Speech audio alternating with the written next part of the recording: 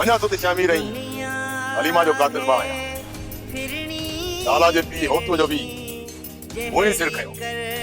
मूसा जी मां जो भी कातिल मां ही आहियां पर धीर जी भेण के मूं नाहे मारियो उनखे तुंहिंजे भाई जे वक़्तु मारियो आहे कंदा हिते जो कोप कोन पवंदो तोखे हिते पंहिंजो मौत चुकी आयो तूं मरंदे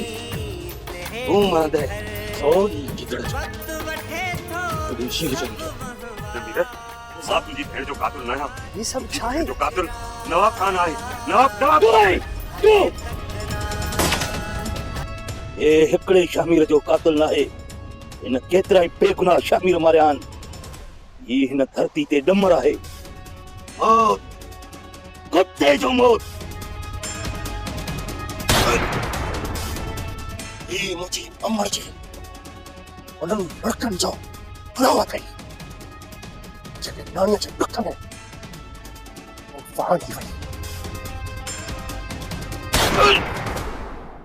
दोस्तों तव्हांखे ॿुधाईंदा हलूं तकरार ड्रामे जी ईंदड़ किस्त में छा थींदो छा तकरार ड्रामे जी ईंदड़ किस्त ईंदी या उनखे अञा ख़त्म कयो वेंदो। दोस्तों तव्हांखे इहो ॿुधाईंदा हलूं त छा नवाब खान सिजावल खान या बहावल खान या मूसा या मीर या दरिया खान के नुक़सान पहुचाईंदो या हू मिली करे नवाब खान के मारींदा।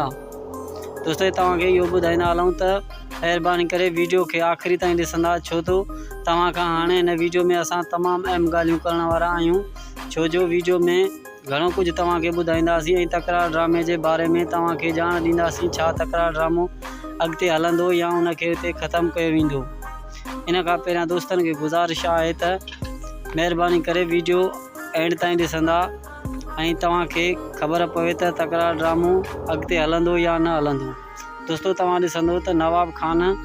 पंहिंजी पूरी कोशिशि ऐं पंहिंजूं पूरियूं चालूं कंदो त मां इन्हनि मां कंहिं हिक खे लेटाए विझां जीअं हुननि जो ध्यानु मोॾां हटी वञे पर दोस्तों ईअं कॾहिं बि कोन थींदो छो जो सभु मिली करे हाणे नवाब खान जो शिकार करणु चाहिनि था। सिजावल बहावल मीर मूसा दरिया खान सभु इहो ई चाहिनि था त हाणे